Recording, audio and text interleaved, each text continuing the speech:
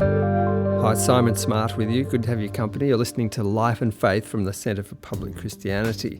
Today I want to bring you an interview I did with the author Tim Winton, who's authored over 25 books. He's much known and loved for novels like Cloudstreet, Dirt Music, The Riders and Breath. His latest novel is Eyrie, the story of a jaded and broken down environmentalist from Western Australia who, just when it feels like he might give up on life completely, finds a reason to keep on going, to keep on fighting. I talked with Tim Winton in the CPX studio. We talked about a whole lot of things, including the new book and matters of faith. Tim Winton, so good to have you in. Congratulations on the new book. Thanks. The key character in the story, in a sense, is a little boy, Kai, who's captured the heart of this sort of burnt out environmentalist. The boy's a bit odd, he's seen too much, and he's very vulnerable. There's a sense in my reading of this where he gives life to this guy who's falling, and my sense is the brutality of life is present in this book as it is in many of your books, and yet there are moments of tender grace. Is that a fair summary of this book? Yeah, I think it is. I think this little boy Kai is an unwitting agent of grace. I think he's a sort of presence in this bloke's life after this guy Keeley has more or less, taken out divorce proceedings against his fellow humans, and he's trying to prove the poet John Donne wrong. Donne says no man is an island. And Keeley he wants to be, he's had a gutful, he wants to be an island. But the logic and the truth of the poem kicks in, and he finds that he is involved with mankind, and Kai's the means by which that happens, and he, just by his presence, all he really has to do is stand there before this bloke and not even mean to confront him, but as soon as this kid notices the man notices the boy, and by his presence he's signifying that he needs help, So he doesn't know he's doing it. He's a 6-year-old kid who's got problems, but he's in a way he's rescuing Keeley from himself, and he requires rescuing. And this Tom Keeley character has been a bit of a warrior for the environment, and he's really burnt out by that. He comes to a spectacular fall from grace. Does he seem to me at least represent the forces of society, or the people in our society who want to do good, but they're powerless before the economic machine of progress and so on? Yeah, I think there are people who have that kind of prophetic role in our society who have to get up every day and say unpalatable things, speak to power, basically. Whether that's whether they're people who are trying to spare the environment, or whether they're people who are trying to get social housing, or attention paid to mental health, some attention to the poor, and the culture at large, the power in politics and media is looking elsewhere, studiously looking elsewhere. They're after the riches, and they're after they're speaking easy, speaking easy stuff and after easy stuff. And I'm sort of full of admiration for those people who are, the voices in the wilderness crying out, saying, but what about this, what about that? They get up every day and they swim against the current, and they burn out, a lot of them burn out. And I guess having observed that, and also just having, for those who don't burn out, I just wonder how do they keep going? What feeds their spirit? What shores up their stubbornness? Keeley's one of those guys who's crashed and burned, and as you say, he said something at a demo which is true, but is catastrophic to his prospects, and he's unemployed, and his marriage has gone south, and he's lost a nice renovated house with the righteous Prius out the front. You're listening to Life and Faith from the Centre for Public Christianity, and this is an interview we did with the author Tim Winton about his latest novel, Eyrie. I want to ask you about the characters in your writing who have some sort of faith. Like Nev Keeley, they're almost heroically practical. Is that a sort of a reflection of your experience of those sorts of people?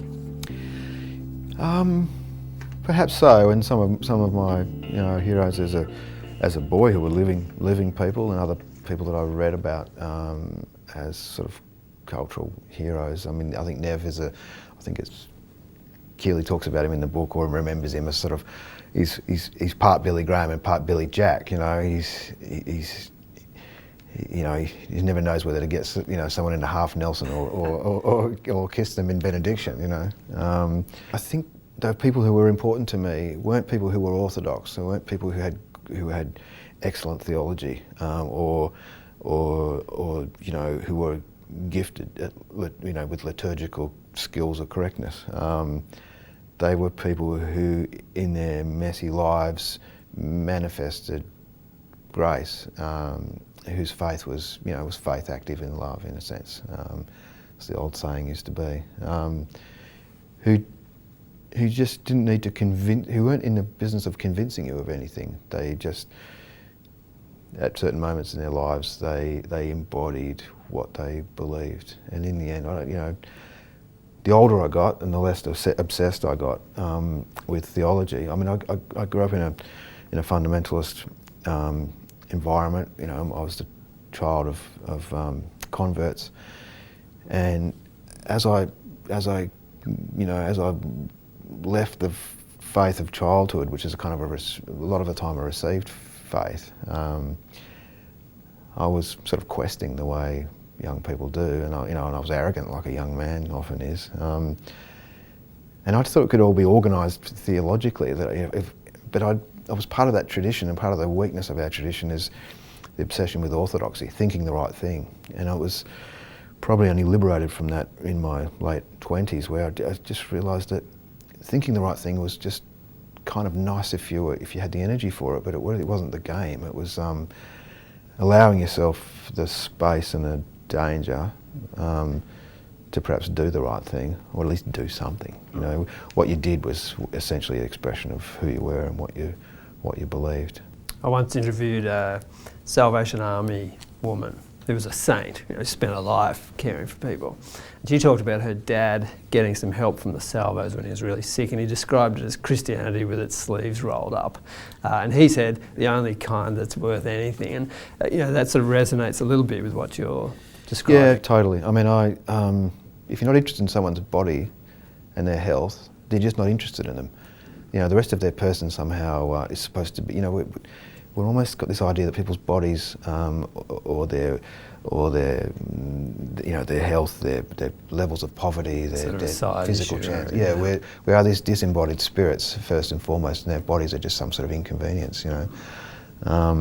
If it's not Christianity with your sleeves rolled up, then what species of faith is it? What is that? And I'm not interested in that. Would you agree that some of the best literature is, in a sense, theological in nature? Meaning this, it's about kind of the human condition, about brokenness and evil and human goodness, fallibility, sorrow, hope, those sorts of big themes. Yeah, I guess. And I think really at its best, theology isn't really a science of knowing, as sometimes we get foxed into thinking. It's a speculative endeavour, and when it's at its best, it's closer to poetry and music than it is to any kind of correct doctrine. Yeah, and some sort of systematic doctrine. But yeah, I think I probably have learnt as much from as novelists in a spiritual and theological sense as I have from works of so-called pure theology, only because it's theology where you get to walk the idea around the park, and you put some theological cattle on the paddock. You know what I mean? The rest of it seems very abstract, and I guess if there is an advantage for a novelist, it's even if you're not conscious of it all the time, and I'm certainly not, is that you're road testing your ideas in the lives and bodies of people who might not be real, but if you're good enough as a novelist, they're real enough to you to stay with on the page, and as a reader, likewise. When you think of Keely, he finds a reason to live, but it's costly. Do you get a sense that anything that's really worth fighting for will take a personal toll? Oh, there's no question. I mean, most of my historical religious heroes were Catholic, but the one who stands out, of course, is Bonhoeffer. And what does it cost a man who's a pacifist and an intellectual and a indoors waistcoat-wearing guy to have to climb down from his moral citadel and decide that he's going to have to take part in the assassination of Hitler, and for that to all go horribly wrong, almost, in ways that were unbelievable, really, and then for him to be executed almost when the war was over as an act of bastardry. And I think, if people value their lives, they'll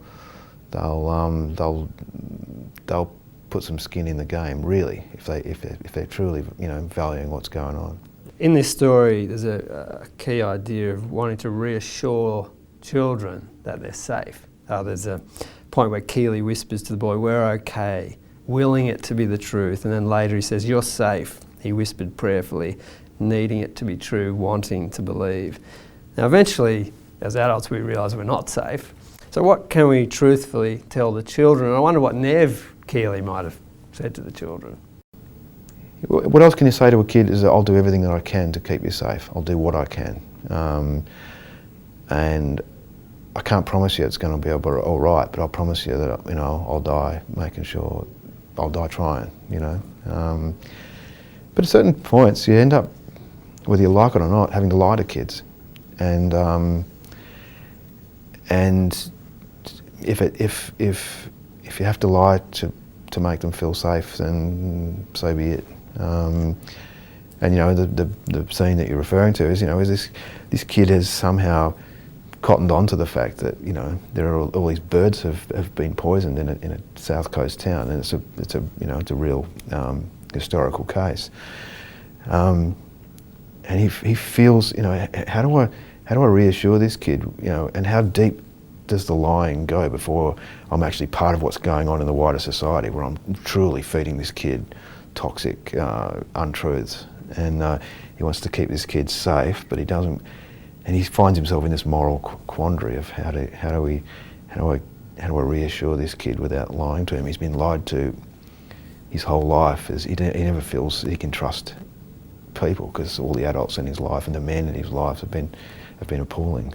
There's a sense of that is childhood, maybe, that point where you, whether it's rightly or wrongly, have that sense of feeling safe.